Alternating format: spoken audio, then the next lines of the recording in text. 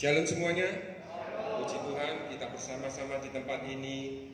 Kita datang untuk memuji menyembah Tuhan, dan kita akan diberkati firman Tuhan, dan kita akan mengambil perjamuan kudus, perjamuan suci, melambangkan tubuh dan darah Tuhan Yesus. Betapa besar kasih Tuhan terhadap kita. Dan selamat datang juga untuk Bapak Widodo yang akan melayani kita melalui firman Tuhan. Biarlah firman itu bertumbuh di dalam hati kita dan kita dapat melakukannya. Mari kita satukan hati dalam doa, biarlah Tuhan menjamah melawat setiap kehidupan kita. Kami bersyukur kepadamu Tuhan, pagi hari ini kami datang ke tempat ini untuk kami bersama-sama memuji menyembahmu Tuhan, dan kami akan diberkati firman-Mu melalui hamba-Mu. Tutup kami semuanya dengan kuasa dan Roh Kudus-Mu, juga umat-Mu yang ada dalam perjalanan yang datang ke tempat ini Tuhan. Lindungi, jagai untuk kami boleh bersorak-sorai, kami memuji menyembahmu Tuhan, juga yang menyaksikan melalui online Tuhan, dimanapun mereka berada saat ini Tuhan, biarlah Engkau menjamah kehidupan mereka juga. Kami bersyukur, berterima kasih. Kami mau berjalan bersamamu senantiasa, sebab berjalan bersamamu Tuhan kami memperoleh semuanya. Terpujilah namamu hanya di dalam nama Tuhan Yesus. Yang siap memuji menyembah Tuhan, mari kita sama-sama katakan amin.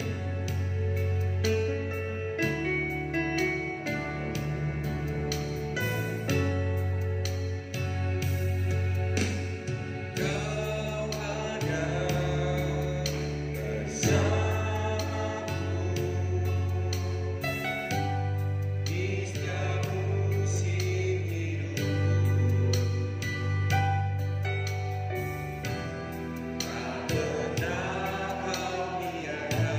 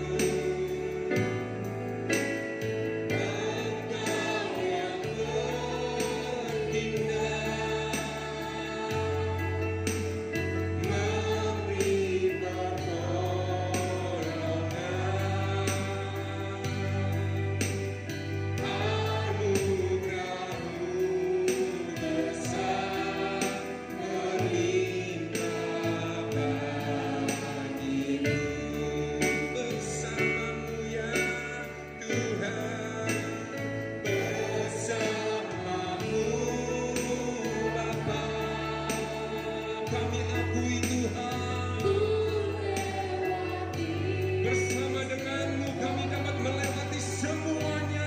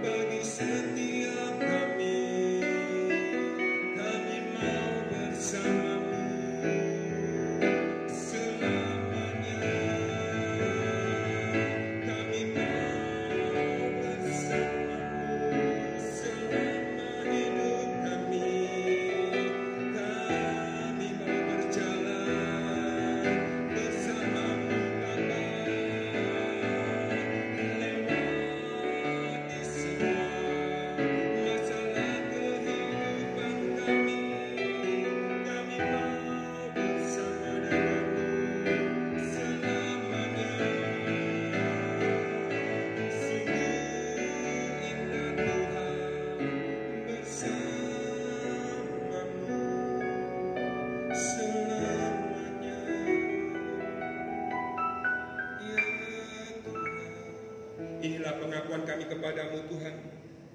Selama bersamamu Tuhan, kami mampu melakukan semuanya. Engkau akan memberikan kekuatan bagi setiap kami, dan kami mau memuji menyembahmu lebih lagi hanya di dalam nama Tuhan Yesus. Yang siap memuji dan menyembah Tuhan lebih lagi, mari kita sama-sama katakan amin. Mari kita bangkit berdiri. Bersama Yesus kita sanggup melakukan perkara dahsyat. Yang percaya, yang bagi Tuhan. Yesus lakukan perkara besar. Bersama Yesus tidak ada yang sudah. Bersama Yesus ada jalan keluar. Untuk masalahmu, untuk masalahmu, untuk masalah kita.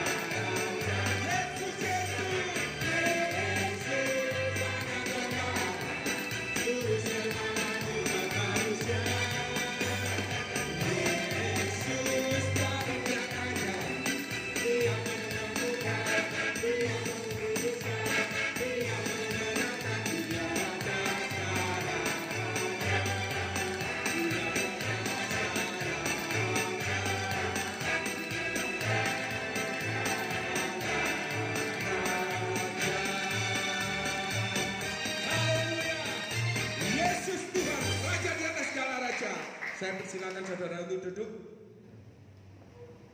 Kita akan tiba mendengarkan firman Tuhan. Kita membawa pujian sungguh indah bersama Tuhan. Seperti pemazmur berkata, hanya dekat Allah saja hati ini tenang, daripadanya lah kekuatan kita.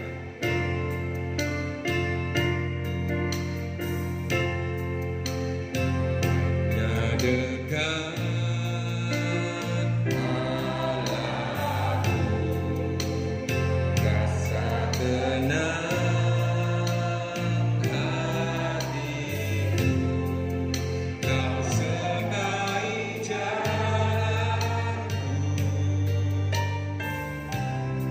Stand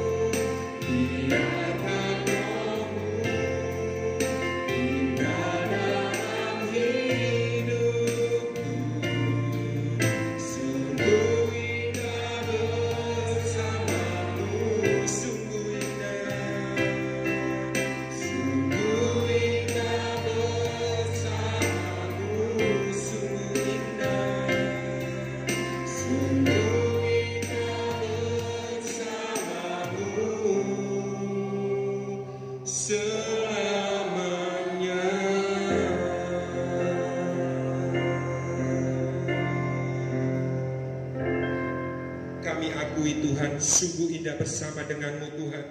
Sungguh besar kasih setia-Mu Tuhan. Engkau rela mati bagi kami Tuhan. Kami percaya ketika kami mengambil keputusan untuk mengakui Engkau sebagai Tuhan dan Juru Selamat dalam hidup kami, Engkau akan memberikan kekuatan, Engkau akan memberikan segalanya bagi kami Tuhan. Terlebih untuk firman-Mu Tuhan yang sebentar akan kami dengar Tuhan. Urapi hamba-Mu, urapi kami semua Tuhan. Kami mau memberikan hati kami untuk ditabur oleh firman-Mu, dan firman-Mu biarlah bertumbuh. Kami dapat melakukan semua oleh karena kekuatan daripada-Mu. Hanya di dalam nama Tuhan Yesus yang siap diberkati firman Tuhan, mari kita sama-sama katakan amin. Waktu dan tempat saya persilakan untuk Bapak Widodo.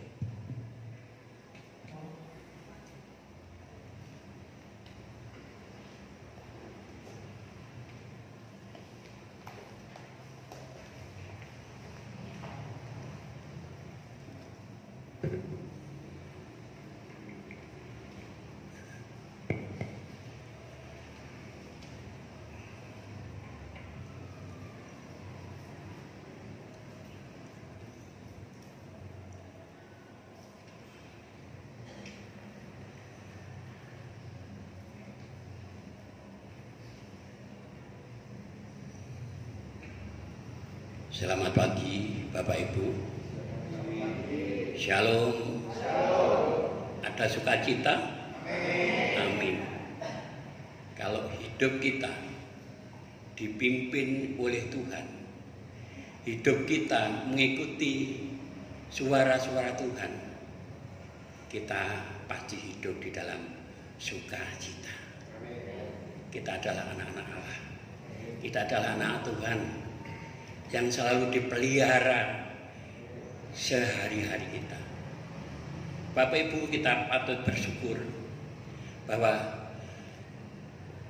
kita sampai hari ini, meskipun di tengah-tengah pandemi corona yang sudah 7 bulan lebih, ya, mewabah di mana-mana, di Indonesia, di luar sana, di dunia, di tempat kita. Ini hampir merata di seluruh dunia. Ada 127 negara yang sudah terserang virus corona. Dan sampai saat ini belum diketemukan apa yang menjadi obatnya. Tetapi kita tidak perlu takut seperti apa yang kami pesankan kemarin. Kita mempunyai junjungan. Kita mempunyai Bapa yang luar biasa yang menjaga kita senantiasa. Hanya kita harus mengikuti aturan-aturan protokol kesehatan yang sudah disampaikan oleh pemerintah kepada kita. Karena virus corona adalah virus yang cerdik. Kalau kami mempelajari, melihat dan mengamati, tidak hanya orang kecil saja, bahkan kalau saya lihat orang-orang desa itu justru jarang yang kena. Justru sekarang yang kena itu menengah ke atas. Ya, anggota DPR berapa saja yang meninggal, dokter, ya, orang-orang kantoran. Bahkan kemarin sore kami mendengar bahwa Presiden Amerika sekarang sedang masuk di karantina. Ini berarti apa? Bahwa virus corona ini bukan karena wabah sembarangan, tetapi Tuhan mempunyai rencana. Amin Bapak Ibu. Oleh sebab itu marilah, selain apa yang sudah digariskan oleh pemerintah kita, cuci tangan, ya, pakai masker, kita jangan berkumpul dengan orang-orang banyak, ya, membatasi diri, keluar dari rumah. Itu harus kita lakukan, tetapi yang paling pokok, pesan kami pada bulan yang lalu, kita tidak boleh meninggalkan Tuhan. Masuklah di dalam kamar. Ya, saya mengatakan seperti itu. Untuk apa? Kalau di dalam kamar kita hanya berdua, antara kita dengan pribadi Tuhan. Mintalah, Tuhan akan memenuhi segala permintaan Bapak, Ibu, dan saudara sekalian. Ini harus kita perlu. Tuhan mempunyai rencana. Karena semua kehidupan yang ada di dunia ini, semua adalah makhluk Tuhan. siapa yang bisa membuat nyawa? Yaitu hanya Tuhan, tidak ada yang lain. Dan Tuhan kalau sudah mempunyai ini, pasti mempunyai rencana dan mempunyai cara apa yang harus dilakukan. Kita tunggu saja sambil kita selalu berdoa, memuji dan memuliakan Tuhan.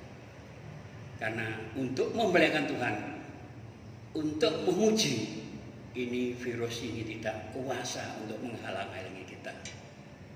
Baik Bapak Ibu, pada pagi hari ini, kalau kemarin kita belajar tentang sebagai hamba, pengabdian sebagai hamba, bahwa kita adalah hamba-hamba Tuhan, kita melayani Tuhan, baik melayani anak istri, cucu-cucu kita, anak-anak kita, dan yang bertugas di dalam gereja itu hamba-hamba Tuhan.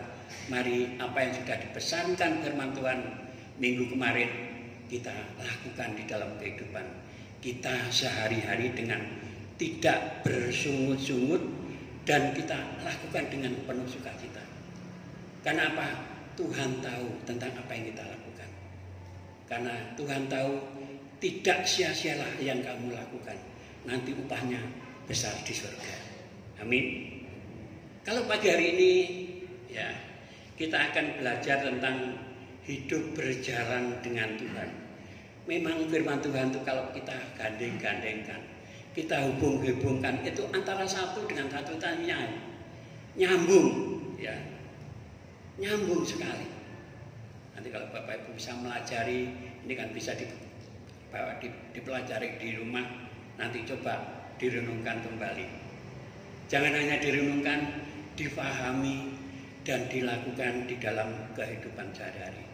Nanti berkat-berkat Tuhan akan menyusul di belakang. Seperti bulan kemarin, sekiranya kamu perhatikan perintah-perintahku, maka damai sejahteramu seperti air sungai yang tidak pernah kering, dan kebahagiaanmu seperti gelombang-gelombang laut yang tidak pernah berhenti. Ini adalah janji Tuhan. Oleh sebab itu mari kita mengikuti apa yang dimaui Tuhan untuk kita semua. Bersyukur Bapak Ibu kalau kami pada saat ini bisa ikut mengambil bagian melayani di tempat ini. Ini bukan karena kehendakku tetapi Tuhan. Karena tahun-tahun kemarin saya banyak berkecimpung di luar sana. Ya, kemarin sudah kami sampaikan, di luar negeri sampai di seluruh Asia sudah kami kelilingi semua.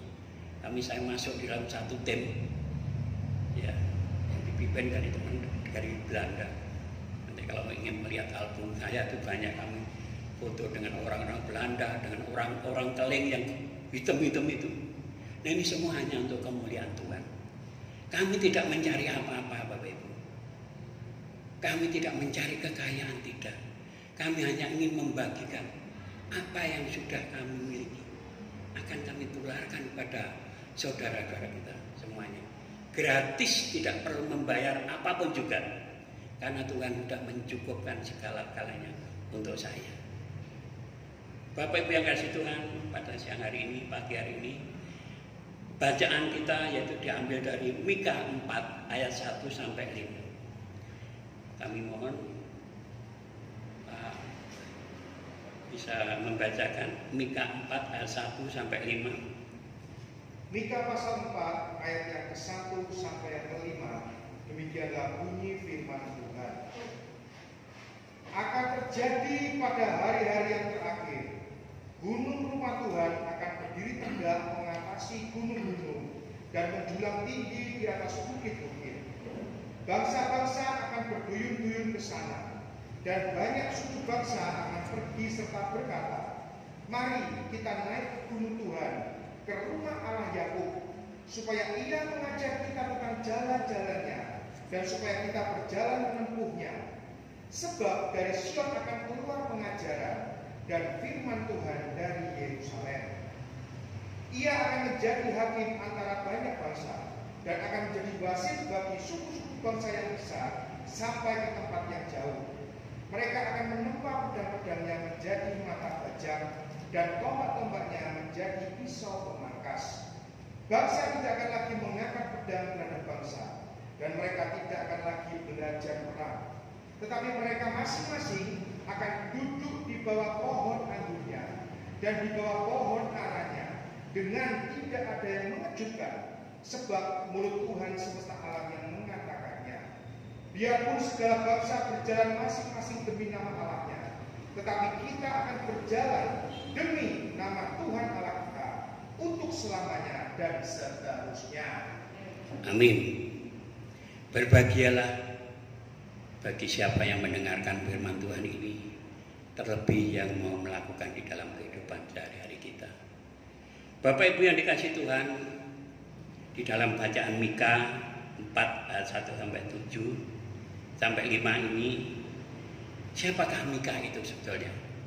Mika adalah seorang nabi, hidup pada abad ke-8, dan rekan-rekan sepantarannya, mungkin sepelayanannya, meskipun dia jauh dari tempat tinggalnya, berlainan suku, bangsa, dan negara, yaitu seorang nabi yang bernama Amos, Hosea, dan Yesaya.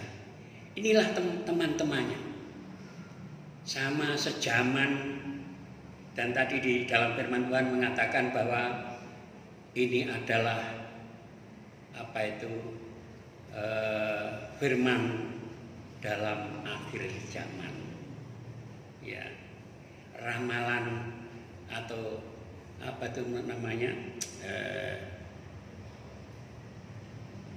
nubuatan di dalam akhir zaman. Dan anehnya dari 3 orang dan Yosia tadi, meskipun tidak semayanan, ya, ini kalau digandeng-gandengan nyambung, Bapak Ibu. Ini Hosea hanya menulis hanya 7 pasal. Di antaranya pasal 1 yaitu tentang hukuman yang akan menimpa Israel. Jadi sudah diramalkan sebelumnya. Yang kedua, pasal yang kedua, Israel akan dihukum dan akan dipulihkan. Ini juga tertulis di dalam Mika. Pasal yang ketiga, hukuman tentang nabi-nabi palsu. Dan pasal 4 yang akan kita renungkan nanti, yaitu tentang kejayaan yang akan datang dan damai sejahtera dari Yerusalem yang akan menjadi pokok renungan kita nanti. Sedangkan pasal yang 5, ajaran Sion menderita dan dipulihkan. Jadi Sion akan menderita selama berapa tahun dan dia akan dipulihkan kembali. Dan pasal yang ke-6, agama diajarkan oleh nabi-nabi waktu itu adalah ajaran-ajaran yang tidak sesuai dengan ajaran-ajaran lainnya. Dan yang ke-7 yaitu tentang kebobrokan masyarakat tentang kepercayaan pada Tuhan. Dia sudah meninggalkan Tuhan dengan beberapa kelakuan. Dan pasal 7 ini yang nyambung dengan yang disampaikan oleh yaitu disampaikan oleh Nabi Amos, Hosea, dan Yesaya. Kita tentu tahu siapa Nabi Yesaya, banyak membukan nubuatan-nubuatan. Bapak Ibu yang dikasihi Tuhan, dari pasal 4 nanti kita akan merenungkan apa yang disampaikan di dalam firman Tuhan tentang pasal yang 4. Di dalam ajaran-ajaran kitab Mika, ini penekanannya tentang keadilan, tentang kebenaran, dan sebagai moral, sebagai ciri utama dari watak Allah sendiri. Yang kedua, walaupun Mika hidup di desa, jauh dari keramaian kota, dari Yerusalem, tapi dia tahu tentang apa yang dilakukan oleh penduduk-penduduk kota di Yerusalem. Dia tahu semuanya tentang kebobrokan. Dan ini juga ditulis oleh ketiga nabi tersebut tentang penindasan terhadap orang-orang miskin, terhadap penyelewengan, korupsi-korupsi di mana-mana, penyelewengan tentang hukum yang seharusnya hukum ditegakkan, tapi hukum diselewengkan. Dan pernyataan terjadi suasana di dalam pengajaran-pengajaran palsu. Ini sudah diramalkan oleh Nabi Hosea. Kalau kita melihat keadaan di negara kita tentang hukum, tentang keadilan. Sudahkah ini ditegakkan? Ini mereka memang penggenapan daripada firman-firman Tuhan. Akan terjadi di mana-mana. Dengan adanya virus corona ini kami juga tidak tahu Bapak Ibu, apa yang akan terjadi terhadap dunia ini. Kalau katanya, kita tidak terlalu percaya dengan ramalannya Jongko Joyoboyo, orang Bayan Jawa, sebelum saya terjun di dalam pelayanan, sebelum saya percaya Yesus, saya pernah belajar tentang kejawen. Jongko Joyoboyo meramalkan yang mudah-mudahan tidak terjadi. Elailo wong Jawa garis separuh, Cina Londo garis sejodoh, ya, dan seterusnya. Mudah-mudahan ini tidak terjadi. Tapi kalau toh itu memang terjadi, ya kita mau berbuat apa? Kita semua adalah makhluk Tuhan yang tidak tahu tentang apa yang terjadi pada diri kita. Kita kembali kepada pengajaran tadi Bapak Ibu. Di dalam pengajaran tadi di Mika 4 ayat 1 dengan 5 ada beberapa poin yang harus kita renungkan pada pagi hari ini. Di mana banyak bangsa-bangsa, ayat 1 ya, ayat 2 berduyun-duyun datang ke rumah Tuhan. Di mana rumah Tuhan itu? Kita tahu semuanya bahwa rumah Tuhan adalah di surga. Betul nggak ya? Mereka yang datang berduyun-duyun adalah orang-orang yang dipilih oleh Tuhan. Karena di dalam ayat 5 tadi juga disebutkan, biarpun segala bangsa berjalan masing-masing demi nama Allahnya, berarti ada Allah lain. Ya. Selain Allah kita, ini adalah lain. Ya. Biarpun segala bangsa berjalan masing-masing demi nama Allahnya, tetapi kita akan berjalan demi nama Tuhan Allah kita. Amin. Sekarang yang di pertanyaan kita yang kita perlu menentukan, siapakah Allah kita? Karena pada zaman itu selain Allah kita juga ada ilah-ilah lain yang disembah oleh mereka itu. Ini yang pertama, kita harus tahu tentang siapa. Surga itu di mana? Nanti akan kita jelaskan sesuai dengan firman Tuhan. Allah yang kita sembah Allah yang mana? Dan bangsa-bangsa itu siapa? Bangsa-bangsa itu adalah kumpulan dari manusia. Betul ya Bapak Ibu? Kalau kita sudah tahu dan paham tentang siapa diri kita, siapa manusia, siapa Allah kita, dan di mana surga, ini harus kita pahami semua. Karena ini syarat mutlak untuk ikut Tuhan. Kalau kita tidak tahu tentang ini, bagaimana Tuhan mau bisa kita ikuti? Bahkan mungkin Tuhan akan mengatakan, aku gak kenal kamu, ojo merah aku. Betul ya? Kita harus tahu apakah surga itu. Bapak Ibu yang dikasih Tuhan, tentunya kita sudah pernah belajar tentang surga. Surga adalah tempat yang kekal, tempat yang abadi. Yang ditempatkan di situ adalah orang-orang pilihan Allah. Betul? Tidak sembarangan yang ditaruh di surga. Oleh sebab itu bangsa-bangsa ditulis tadi. Hosea tadi, mereka berbondong-bondong menuju ke rumah Tuhan untuk apa? Untuk mencari pengajaran tentang jalan keselamatan. Ini Bapak Ibu, pokok yang akan kita renungkan. Bagaimanakah kita mencari jalan keselamatan? Bapak Ibu mau mendengarkan firman Tuhan tentang jalan keselamatan yang kita butuhkan sesuai dengan ajaran firman Tuhan ini? Bapak Ibu mau? Kalau mau, mari kita sama-sama merenungkan firman Tuhan ini. Bapak Ibu yang dikasih Tuhan, surga yaitu adalah anugerah daripada Tuhan. Dinamakan anugerah karena surga itu diberikan secara cuma-cuma, gratis, tidak perlu membayar sesuatu apapun juga. Yang tidak wajib memberi, dan yang tidak layak menerima, kita menerima. Allah tidak wajib memberikan pada kita semuanya, tetapi karena kasih Allah pada kita, Ia telah memberikan secara cuma-cuma pada kita. Demikian pula kita. Kita adalah orang-orang yang berdosa, yang tidak pantas di hadapan Tuhan. Kita tidak layak di hadapan Tuhan, karena Allah mengasihi kita, Bapak Ibu. Ini adalah wujud kasih Allah kepada semua orang-orang untuk diselamatkan di dalam nama Tuhan Yesus Kristus. Ini sungguh luar biasa. Jadi hanya diberikan secara cuma-cuma. Bahkan tetangga sebelah mengatakan bahwa surga itu adalah pemberian secara cuma-cuma juga. Dia mengakui bahwa surga itu merupakan pemberian juga. Tetapi meskipun itu pemberian secara cuma-cuma gratis, tidak semua orang mendapatkannya.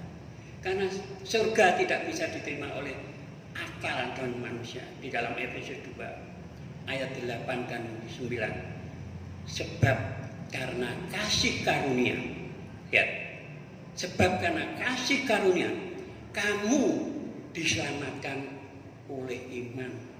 Itu bukan hasil usahamu, tetapi itu adalah pemberian daripada Allah. Itu bahkan hasil pemberianmu. Jangan ada orang yang memegahkan diri. Jadi dengan apapun juga manusia tidak akan bisa mendapatkan surga tanpa pertolongan daripada Tuhan.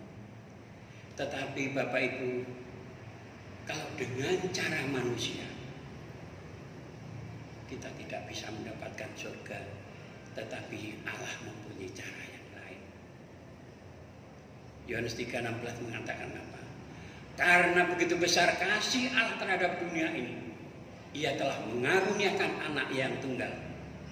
Bagi siapa yang percaya, tidak akan binasa, melainkan beroleh hidup yang kekal. Inilah mengapa manusia tidak bisa mendapatkannya. Karena semua manusia telah berdosa. Adakah dari Bapak Ibu ini tidak merasa yang tidak pernah berdosa? Adakah? Semua manusia telah berdosa. Dosa inilah yang menghalang-halangi semua manusia mendapatkan hidup kekal, bisa mendapatkan surga. Dosa inilah yang memisahkan antara manusia dengan Allah kita. Kalau dulu sebelum Adam dan Hawa jatuh ke tangan dosa, di dalam perjanjian lama diceritakan bahwa manusia bisa berhubungan langsung pada Tuhan. Tetapi setelah kejatuhan Adam dan Hawa diusir dari taman Eden. Dia diturunkan ke dunia yang sudah menurunkan kita semua. Kita itu mau nggak mau sudah terkontaminasi dengan dosa-dosa yang sudah dibikin oleh Adam dan Hawa. Belum lagi dosa-dosa yang kita lakukan dalam kehidupan kita. Karena dosa adalah pelanggaran terhadap Allah. Baik itu perkataan, perbuatan, maupun pikiran kita. Kalau perbuatan kita jelas, kalau kita melakukan hal-hal yang jahat, yang bertentangan dengan hukum yang ada di dunia ini, itu adalah perbuatan dosa. Dengan mulut kita menghujat Tuhan, kita mengucapkan kata kotor, nyelatru tanggane, misuh-misuh dan lain-lainnya juga dosa. Kalau pikiran kita belum melakukan, tetapi kita mempunyai pikiran yang jelek. Nanti kalau Pak Matius keluar dari gereja, tadi saya lihat masuk dari BRI mengambil uang. Nanti saya cegat di jalan, saya minta uangnya. Ini baru wacana pikiran, ini juga sudah dosa, Bapak. Apalagi kita mengabaikan perintah-perintah Tuhan. Hendaklah kamu bersyukur, berdoa setiap saat dan waktu dalam keadaan suka dan duka. Kita doanya dengan Tuhan kalau kita menemui kesulitan-kesulitan. Betul? Kalau dalam keadaan nyaman-nyaman kita jarang melakukan doa. Tapi saya yakin orang di sini tidak ada yang seperti itu. Jam 5 pagi, jam 4 pagi pasti bangun menghadap kepada Tuhan, memuji nama Tuhan. Itulah yang dilakukan oleh saudara-saudara di tempat ini. Betul Bapak Ibu? Amin. Ini harapan kita seperti itu. Karena kita makin dekat dengan Tuhan, kita makin berinteraksi dengan Tuhan, Tuhan juga akan memperhatikan kita. Sama dengan Bapak Ibu kalau punya anak, ada 3 orang anak, yang satunya itu cuek dengan orang tua, yang satunya itu ngelibet, sering memuji ayah, yang satu itu ngeluyur doa. Dari 3 ini tentunya Bapak Ibu akan mengasihi yang mana? Tentunya yang bisa mengambil hati orang tua. Betul ya? Demikian pula kita Bapak Ibu, kalau kita makin dekat dengan Tuhan seperti lagu tadi, hanya dekat Allahku ada apa? Kekuatan baru, Kaulah segalanya, benteng hidupku. Tuhan juga benteng hidupku. Tuhan adalah kehidupan kita.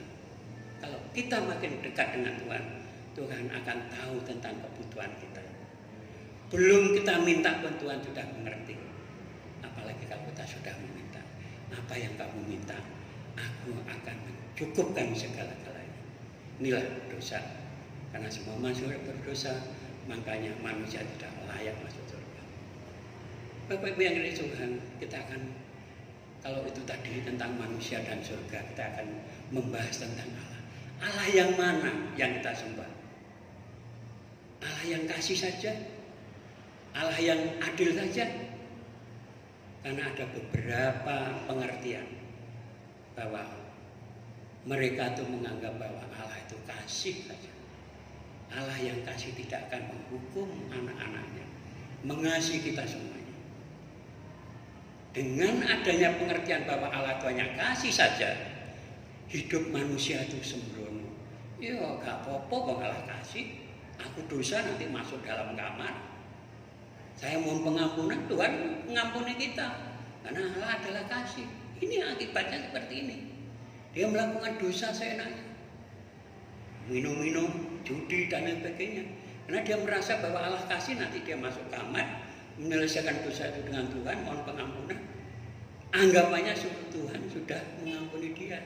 Tetapi dia tidak tahu bahwa Allah itu selain kasih juga adil.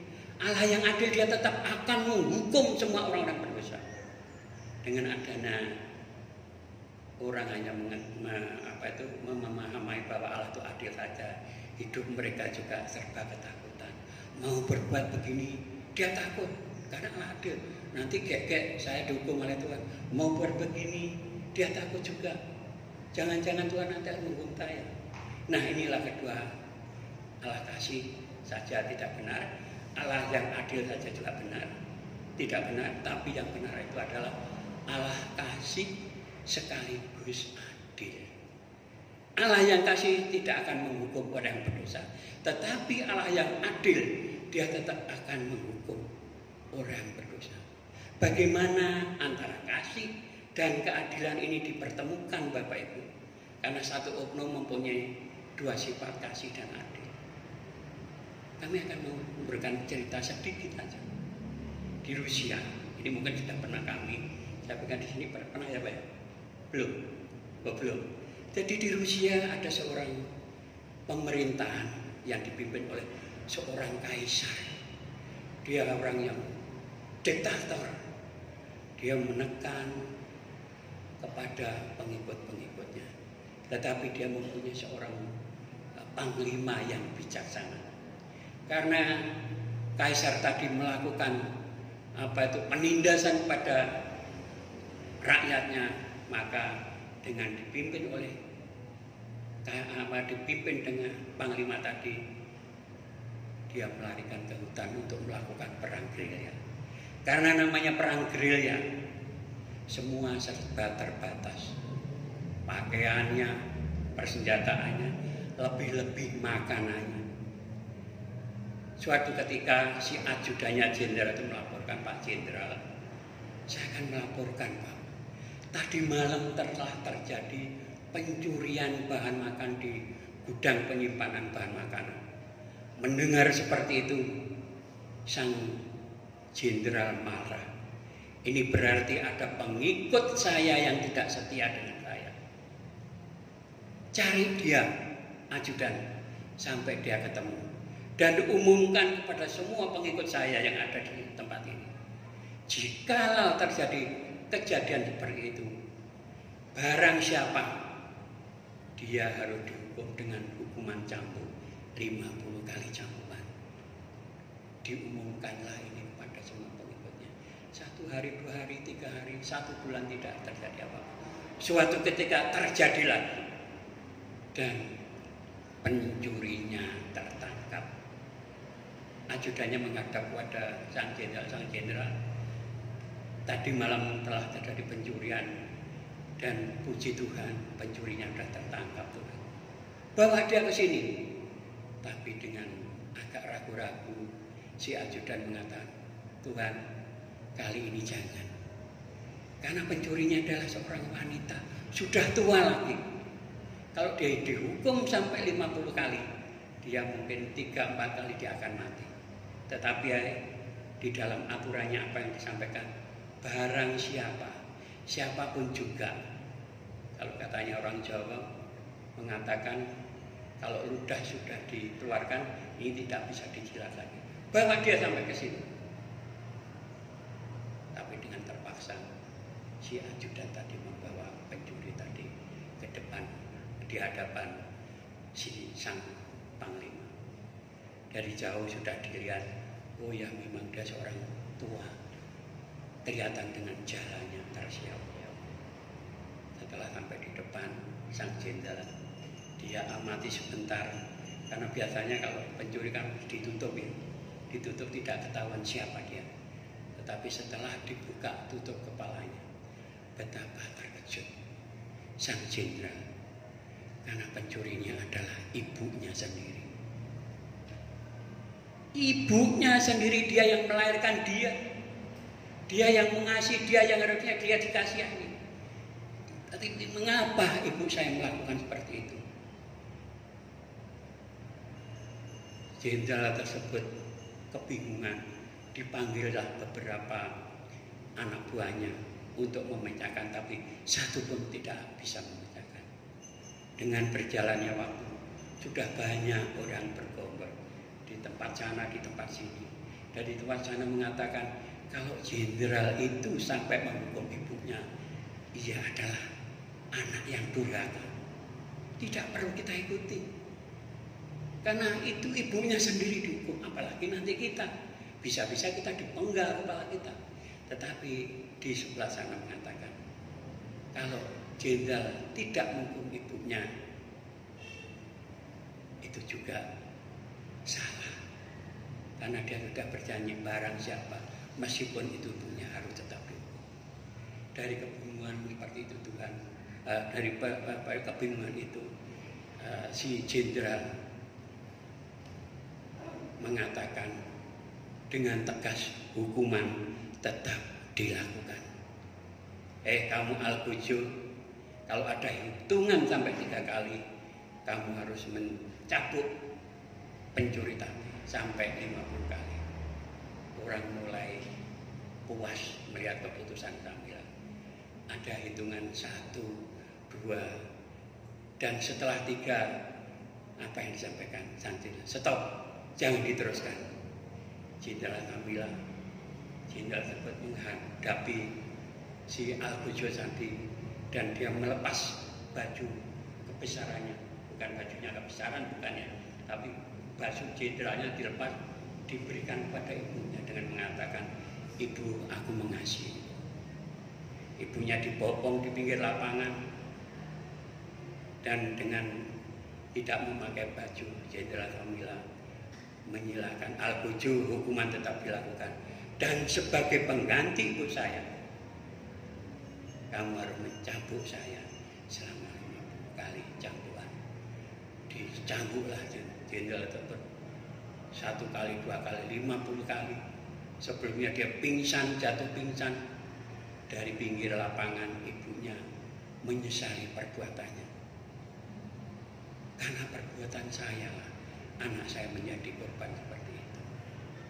Jadi di sini semua pengikutnya bersorak kegirangan luar biasa. Jenderal kita, dia telah berani mengorbankan dirinya demi dosa-dosa ibunya. Jadi di sini antara kasih dan keadilan ini bisa dipertemukan apabila ada satu pengorbanan. Yang jadi korban juga jenderal itu sendiri. Kita tadi cerita tentang Allah kita. Demikian pula Bapak Ibu, Allah kita untuk menunjukkan kasih dan keadilannya kepada kita semuanya, Dia telah turun ke dunia memberikan anak yang tunggal. Yohanes 3:16.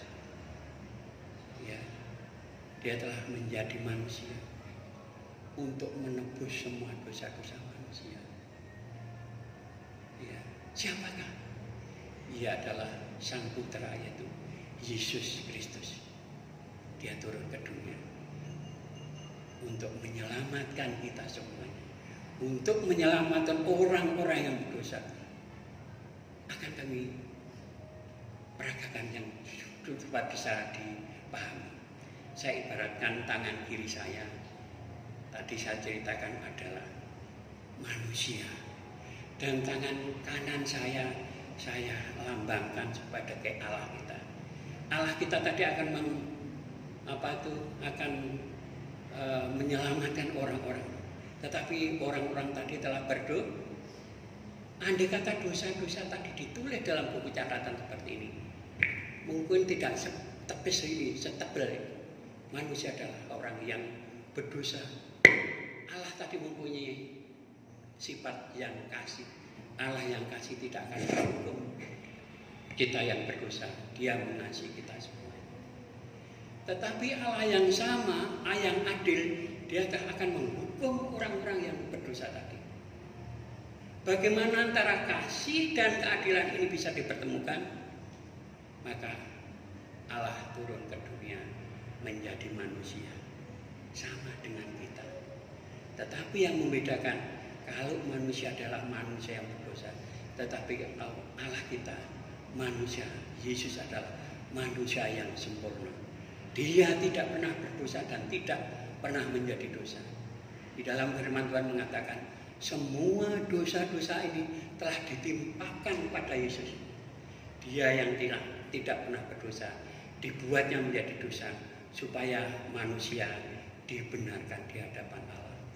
Yesus menjalani hukuman dosa atas manusia. Di kayu salib menderita bersama dengan dosa-dosa manusia. Sebelum mati, sebelum meninggal, Dia mengatakan sudah selesai. Yang artinya semua dosa-dosa manusia ini sudah diselesaikan. Yesus di kayu salib dengan menderita satu kali untuk selama-lamanya. Yesus mati bersama semua dosa manusia. Dia bangkit pada hari ketiga, naik ke surga dan menawarkan karunia hidup kita dengan iman. Dan hidup kekal ini hanya bisa diterima dengan iman. Dari keempat kita yang kita pahami tadi tentang surga, tentang manusia, tentang Allah kita, ini akan menimbulkan iman saya. Karena sudah ada penjelasan. Apakah surga itu? Siapakah Allah itu? Siapakah manusia itu? Bapak Ibu sudah paham semuanya. Kalau sudah paham, dari empat ini akan timbul iman kita. Iman yaitu dasar dari segala sesuatu yang kita harapkan, dan bukti dari segala sesuatu yang tidak kita lihat. Di dalam Ibrani 11 ayat 1 mengatakan seperti itu. Ibrani 11 ayat 1 mengatakan bahwa dasar dari segala sesuatu yang kita harapkan dan bukti dari segala sesuatu yang tidak kita lihat. Bapak Ibu, iman saya ibaratkan kunci untuk membuka pintu surga. Ketika kami tadi berangkat ke tempat ini, semua rumah saya kunci karena anak-anak ibu juga ke gereja, ya, sehingga saya membawa ini, saya pakai kunci yang saya bawa, ada 4 kunci yang saya bawa, ya. Ini adalah kunci pagar yang kita kunci terakhir, dan ini adalah kunci-kunci yang di dalam rumah, ada kamar saya dan sebagainya. Saya akan tanya, nanti kalau pulang ke rumah, untuk saya bisa masuk ke rumah, yang kami buka itu mana dulu? Kunci yang kita buka adalah pintu pagar. Padahal ini ada 4 kunci. Apakah 4 kunci ini bisa untuk buka pintu pagar? Bisa? Sama warnanya. Bisa enggak 4 kunci ini untuk membuka pintu pagar? Tentunya tidak bisa. Meskipun warnanya sama, dari pabrik yang sama, tetapi yang hanya bisa membuka pintu pagar adalah 1 kunci. Ini saya ibaratkan iman yang menyelamatkan. Sedangkan 3 kunci ini saya ibaratkan iman yang tidak menyelamatkan. Kalau yang kuning ini tidak kita perlu kita bicarakan. Ini adalah imannya orang lain.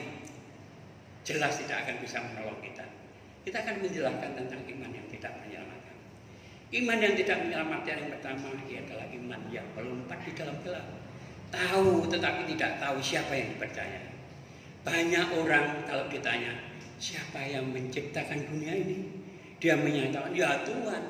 Tuhan yang ada di atas sana. Dia tahu bahwa Tuhan, tetapi Tuhan yang mana yang disembah? Dia tidak mengerti. Ini adalah iman yang tidak menyelamatkan yang pertama. Yang kedua, iman yang tidak menyelamatkan dua adalah iman yang berdasarkan akal dan pikiran. Dia tahu dan setuju bahwa Yesus adalah Tuhan. Tapi dia tahunya dari baca firman Tuhan. Dari mendengarkan Bapak Pendeta setiap hari Minggu. Tetapi dia tidak pernah berdoa. Tidak pernah mendatangi Tuhan. Bahkan kalau dia mendatangi Tuhan, Tuhan akan mengatakan, aku tidak kenal engkau. Kenapa? Kita tahu semua ya. Siapa presiden kita? Jokowi ya tahu ya. Tahunya dari mana Bapak Ibu? Mungkin dari baca Quran, dari lihat TV. Andai kata Bapak Ibu sudah tahu bahwa Jokowi presiden, mendatangi ke tempat sana kira-kira diterima enggak? Halo? Diterima enggak kira-kira? Karena kita hanya tahunya dari berita. Kita tidak pernah datang ke sana. Bahkan mungkin Bapak Ibu baru di tempat pintu gerbang aja sudah diusir oleh ajudan-ajudannya. Ini adalah iman yang tidak menyelamatkan juga. Yang kedua. Dan yang ketiga, iman yang tidak menyelamatkan adalah iman yang sementara. Dia tahu bahwa Yesus adalah Tuhan, setuju bahwa Yesus adalah juru selamat kita, tetapi hanya hal-hal yang sementara. Kalau dia dalam keadaan susah, Tuhan tolonglah kami. Dia percaya bahwa Tuhan akan menolong dia. Tuhan, saya saat ini sedang sakit, sembuhkan saya Tuhan. Tetapi Tuhan memberikan kesembuhan. Diajak berbakti, diajak ke gereja. Aku sibuk dengan pekerjaan saya. Ini sering terjadi di mana-mana seperti itu. Dia hidupnya sengsara, dia minta dipulihkan oleh Tuhan. Tetapi setelah dipulihkan, apa yang terjadi? Kalau ada hamba-hamba Tuhan datang ke tempatnya, dia sembunyi. Ini paling-paling harus balik sumbangan. Nah, ini kejadian Bapak Ibu, apa yang kami ceritakan ini semua adalah kejadian di dalam kehidupan kita.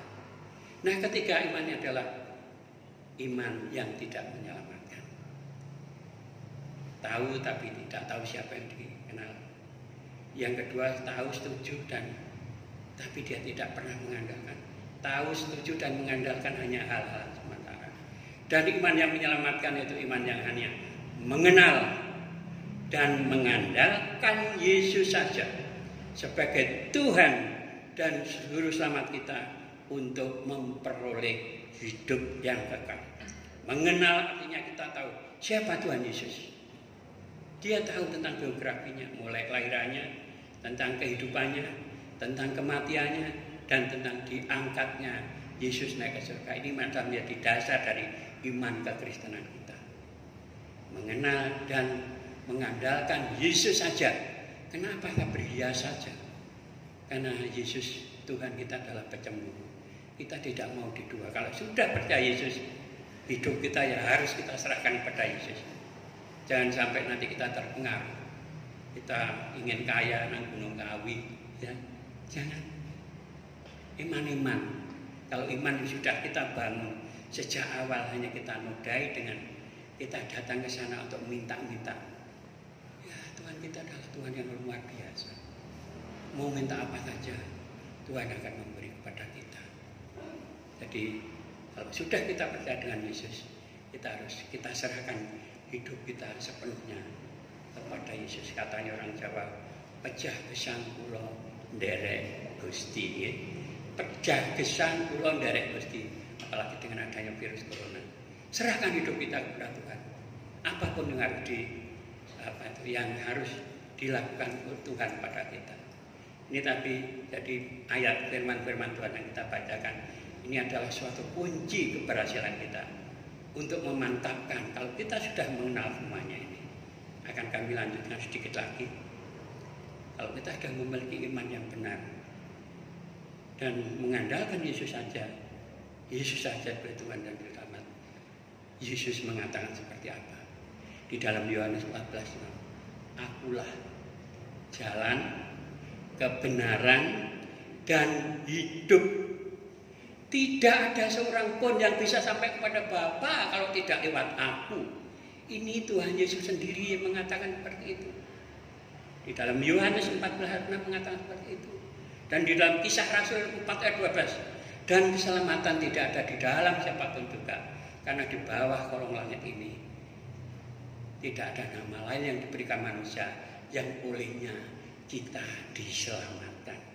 Luar biasa Bapak Ibu. Inilah tanggung jawab Yesus. Kalau kamu sudah mengandalkan Yesus sebagai Tuhan dan Juru Selamat, Yesus juga bertanggung jawab atas Bapak Ibu semuanya. Bapak Ibu paham dengan apa yang kami ceritakan tadi? Halo, paham? Nah, kalau Bapak Ibu paham, bagaimana supaya kita bisa berjalan dengan Tuhan? Ini pokok daripada perenungan kita. Yang pertama, kita sudah mengaku Yesus sebagai Tuhan. Dan di dalam Roma 10 ayat 9 dan 10, tolong dibacakan. Roma 10 ayat 9 sampai 10. Roma 10 ayat yang ke-9 dan ke-10, demikianlah bunyi firman Tuhan. Sebab jika kamu mengaku dengan mulutmu bahwa Yesus adalah Tuhan dan percaya dalam hatimu bahwa Allah telah membangkitkan Dia dari antara orang mati, maka kamu akan diselamatkan. Karena dengan hati orang percaya dan dibenarkan, dan dengan mulut orang mengaku dan diselamatkan. Amin. Sebab jika kamu mengaku dengan mulutmu bahwa Yesus adalah Tuhan dan Juru Selamat, dan percaya di dalam hatimu bahwa Ia telah diangkat ke surga untuk menerima hidup kekal, maka kamu akan diselamatkan. Jadi mengaku Tuhan Yesus tidak hanya di mulut, tetapi juga dengan hati kita. Angel loh Bu, kita mengaku dengan hati. Antara mulut dengan hati ini selalu bertentangan kadang-kadang. Contohnya aja kalau pagi jam 3 harus bangun karena ada rutin untuk berdoa. Moto wis melek, tapi hati itu kadang-kadang si aras-arasan. Betul enggak? Ini yang terjadi. Oleh sebab itu, ini adalah kuasa-kuasa gelap. Jangan sampai kita itu menghadap kepada Tuhan.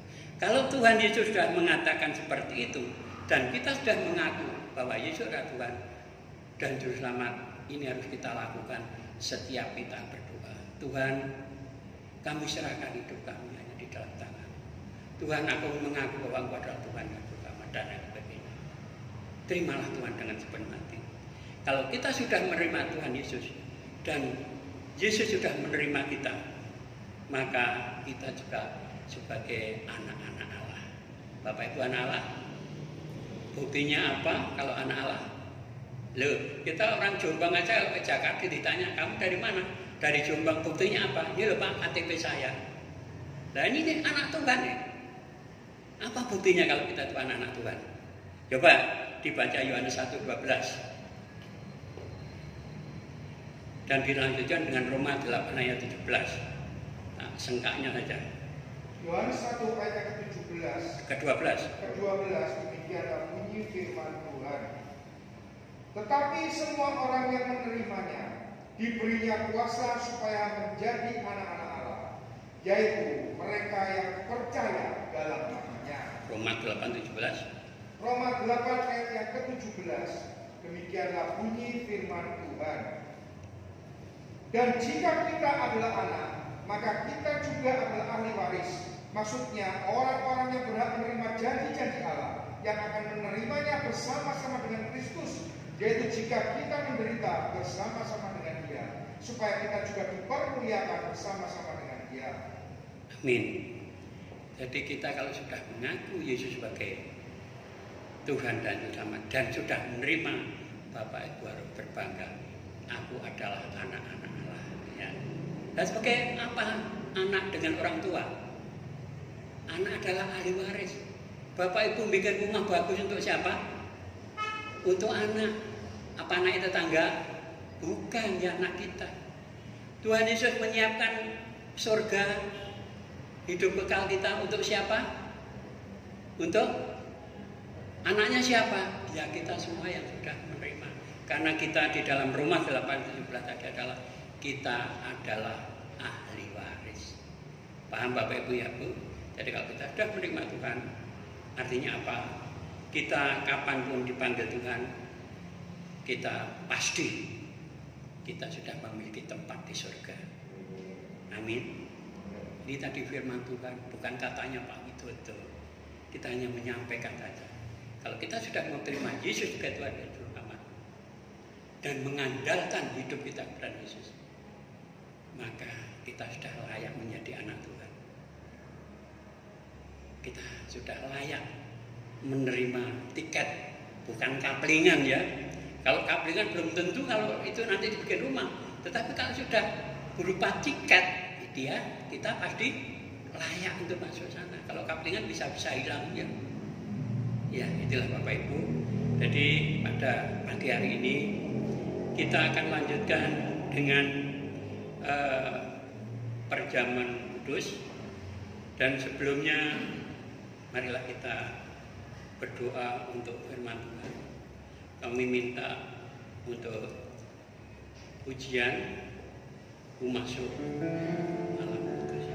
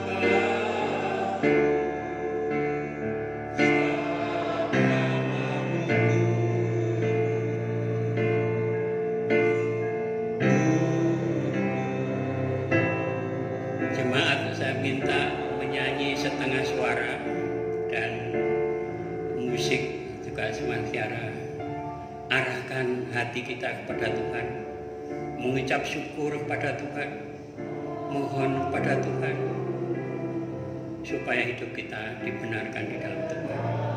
Kami akan berdoa untuk Bapak Ibu sekalian. Bapa di dalam surga, Tuhan yang kami sembah di dalam nama Tuhan kami Yesus Kristus. Dengan penuh ucapan syukur ya Bapa, kami persembahkan puji-pujian ini kepadamu. Terima kasih Tuhan untuk karyamu yang sangat indah di dalam kehidupan kami. Engkau telah memimpin kami, Engkau telah membimbing kami ke jalan-jalan yang benar di dalam setiap kehidupan kami. Tuhan, Engkau juga telah memberkati setiap orang yang menaikkan pujian-pujian ini. Mereka yang dalam keadaan sakit mendapat kesembuhan. Mereka yang dalam keadaan tertekan, Engkau beri kelepasan. Dan mereka yang dalam kekurangan akan Engkau cukupkan. Tuhan, Engkau juga memberkati perjalanan hidup kami. Demikian pula dengan mereka yang menaikkan pujian-pujian ini. Dengan penuh kerinduan kiranya dapat perlindungan dan berkat serta penyertaan daripada-Mu.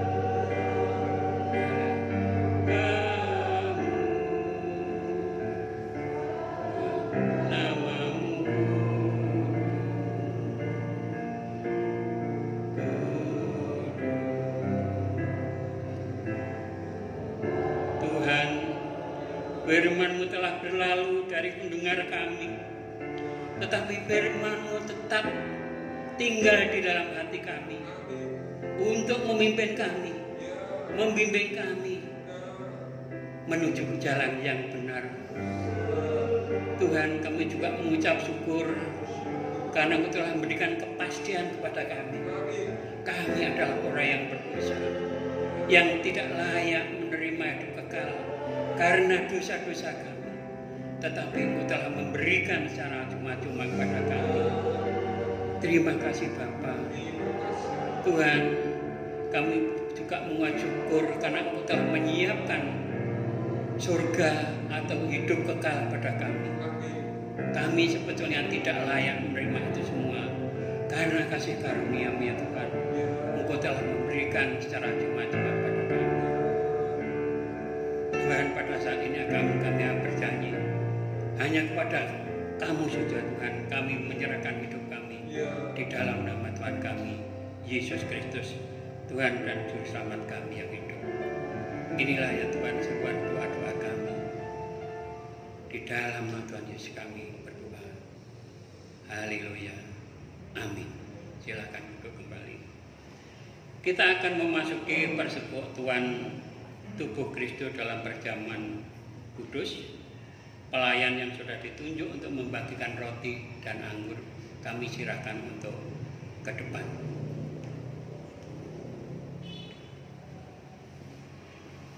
Kita naikkan pujian lagi, masuk di dalam ruangan kudus.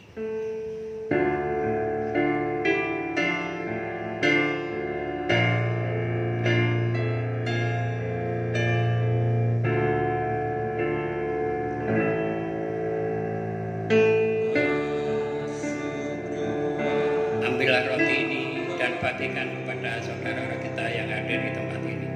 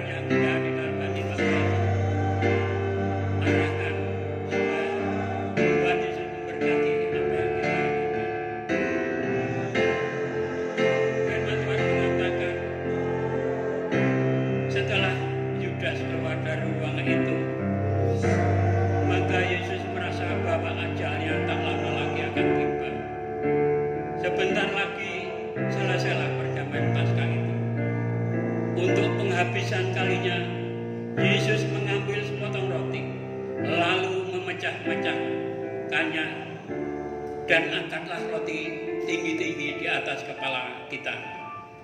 Bukankah roti yang sudah dipecah-pecahkan tadi adalah tubuh Kristus yang sudah dipersatukan dengan tubuh kita? Amin. Makanlah.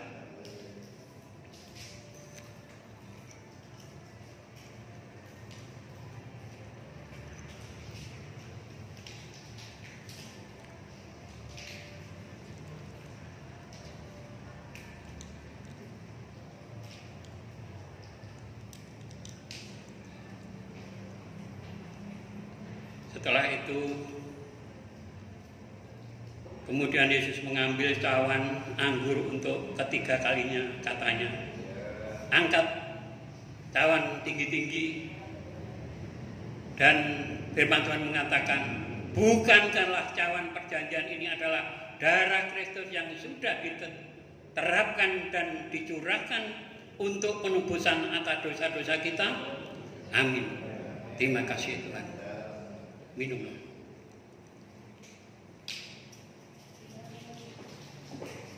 Pujikan lagi, kita pujikan lagi.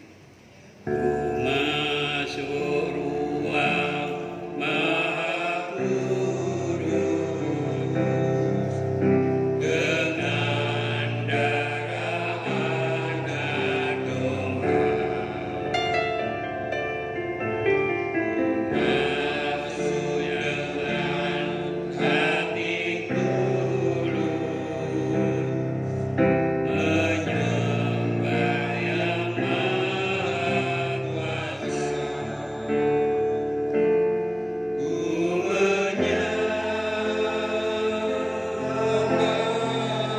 Terima kasih Tuhan, kalau pagi hari ini Engkau telah mempersatukan kami, tubuh kami dengan tubuh Kristus, untuk menebus semua dosa-dosa kami yang saat ini kami lakukan.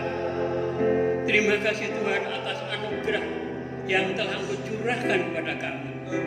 Kami adalah yang berdosa Tuhan, yang selayaknya tidak layak untuk menerimanya, tetapi dengan darah-Mu, dengan kuasa-Mu, Engkau telah curahkan darah-Mu untuk menebus dosa-dosa kami. Terima kasih Tuhan. Inilah Tuhan seruan doa kami. Kami naikkan dengan penuh ucapan syukur kami. Hanya di dalam nama Tuhan Yesus kami berdoa. Amin. Terima kasih, kami persilakan untuk duduk kembali.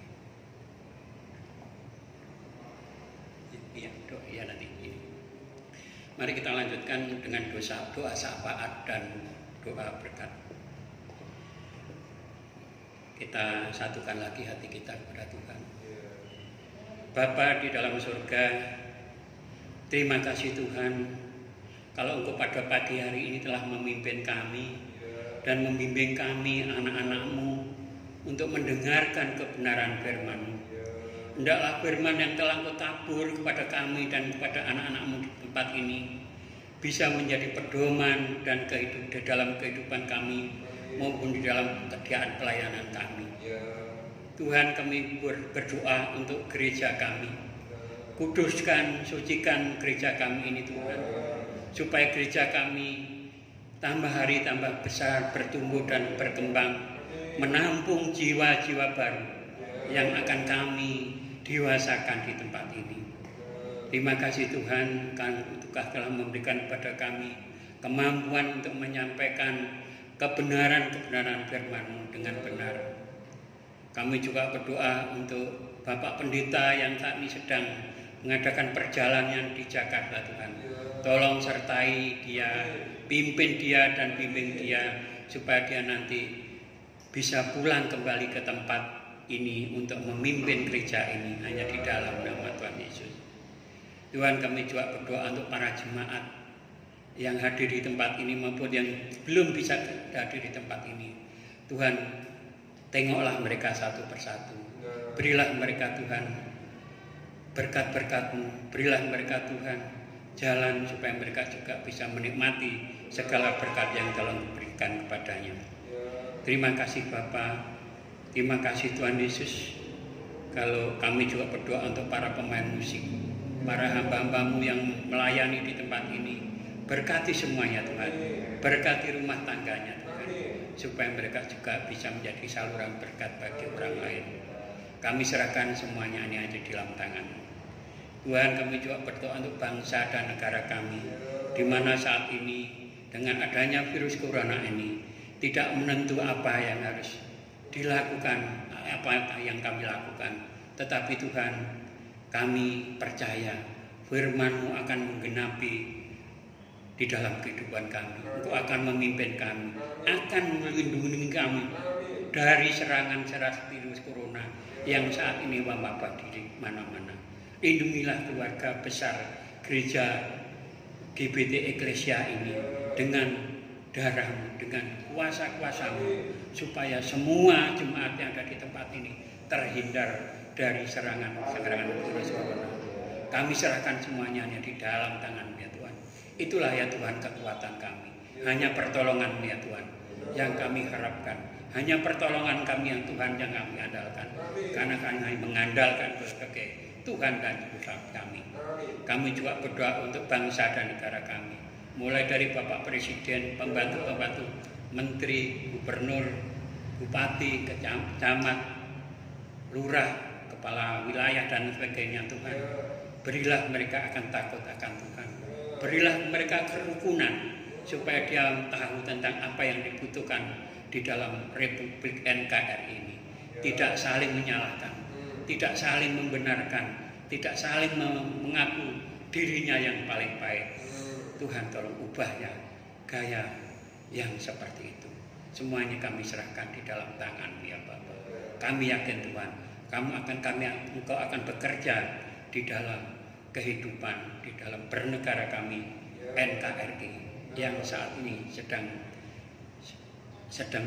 mendapatkan suatu masalah dan musibah yang besar.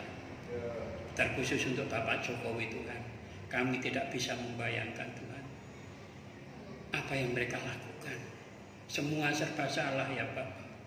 Apa yang mereka lakukan untuk kemurnian kita, untuk kemuliaan kita, tetapi tidak ada benarnya. Tetapi kami yakin Tuhan bahwa Engkau melindungi dia, Engkau mendampingi dia, supaya Bapak Jokowi bisa memimpin rakyatnya, membawa rakyat damai sejahtera di dalam negara NKRI ini. Inilah ya Tuhan doa-doa kami. Kami naikkan dengan penuh ucapan syukur kami, dengan menyebut anak-Mu yang tunggal kami, Tuhan kami Yesus. Tuhan, kami sebentar lagi juga akan pulang ke rumah kami masing-masing. Sertai kami, pimpin kami dan bimbing kami di dalam kehidupan kami maupun di dalam pelayanan kami. Inilah Tuhan, marilah kita berdoa untuk menerima berkat dari Tuhan. Saudaraku yang kekasih dalam Tuhan, ibadah minggu ini sudah selesai kita lakukan. Firman-Mu tetap tinggal di dalam hati kita masing-masing. Oleh karena itu hamba-Mu tetap tinggal di dalam hati-Mu untuk memimpin dan membimbing di dalam kehidupan kami maupun di dalam pelayan kami.